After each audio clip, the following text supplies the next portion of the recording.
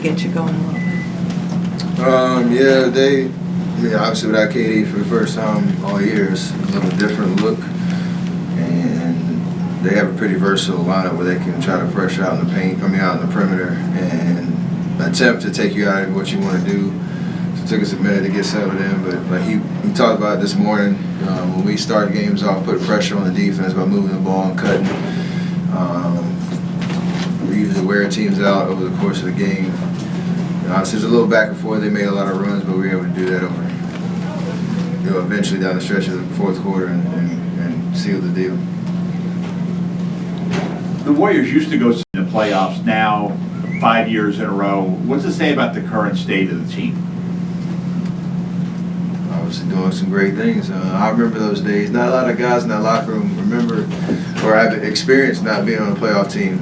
So I appreciate it a lot. Just you never take for granted the situation we're in. Clinching a playoff spot this early. It used to be. I remember that first time we did it. It was a huge celebration in the locker room. And obviously, it's expected now, but we want to continue to focus on the things we need to, finishing out the season and being our best in the playoffs, and just keep pushing forward. This is just another checkpoint along the way. Was there any celebration tonight? Anything said? Like I said, it was not my first 3 years not making the playoffs. I think I was the first one that mentioned it after we broke it down, because I don't think many people realized. But no celebration, though.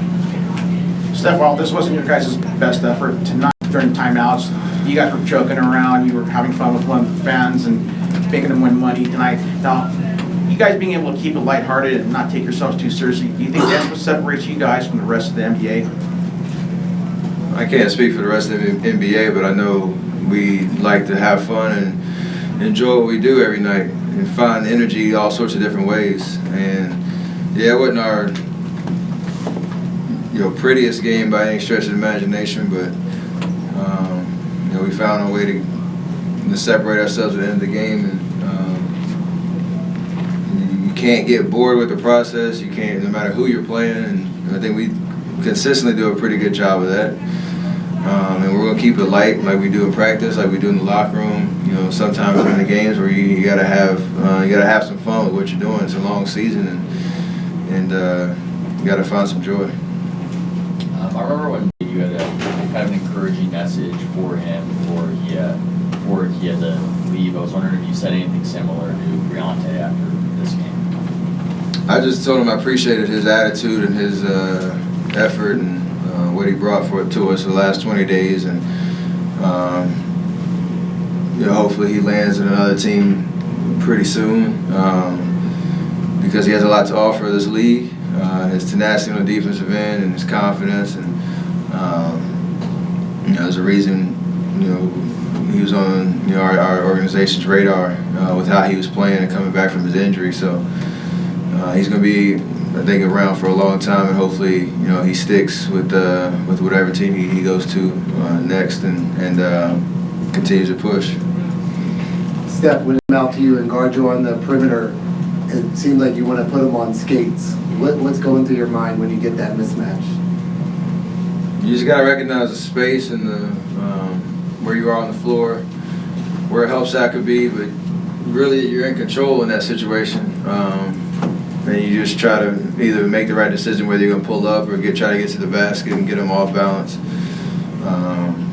That's basically it. You try not to be predictable in that situation. Just go at your pace and make the move you think is right, and try to finish that possession. So sometimes it needs to be a little bit more creative than others, but for the most part I try to keep it simple and just get to my shot and make it happen.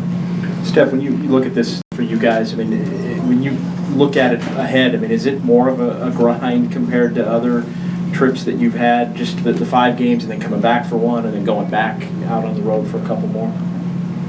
Yeah, it's kind of, we want to obviously get off to a good start because of how daunting that last stretch of the first part of the road trip, and then how many miles we're going to log. But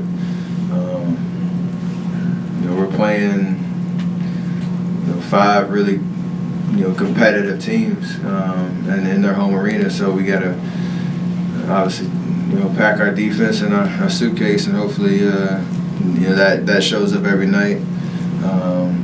Not try to not beat ourselves with turnovers, and if we can control the momentum in each of those games and really control the minutes and hopefully not wear ourselves out too much, we'll be able to withstand the crazy schedule, the travel schedule, and continue to get wins. Steph, how much different has this year been? You're going for the record this year. You're going to try to get back the title, but I mean, different cast of characters coming in, different sort of a vibe. What's it been like this year compared to last year? It's different because, like you said, there's less chatter about 73 or whatnot. Our only goal is to lock up #1 seed, continue to get better, reaching the playoffs, to stay healthy, get as much rest as we can. And there is only one focus. It's, like you said, winning a championship, but the process is a little different than it was last year. And there's more emphasis for us on how we're playing and how we're winning games.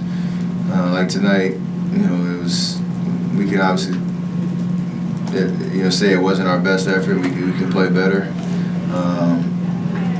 But it's not about, like you said, chasing a record or a number. It's just about continue to plug away and get better as we go towards the playoffs. Is pacing your grinding season, and then you get 2 months of playoffs after that? Yeah, a coach does a great job of controlling that with how many minutes we play. But as players out there on the court, every game you want to have that competitiveness about it. But it's on us, obviously, to take care of our bodies in between games, with recovery and our routines and making sure we're fresh. So most of us are pretty experienced at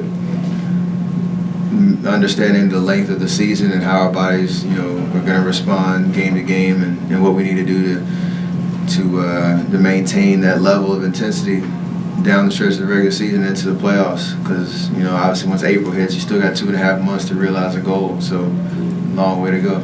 Great. Thank you, appreciate that. Again, practice Thanks, tomorrow Steph. night in Philly.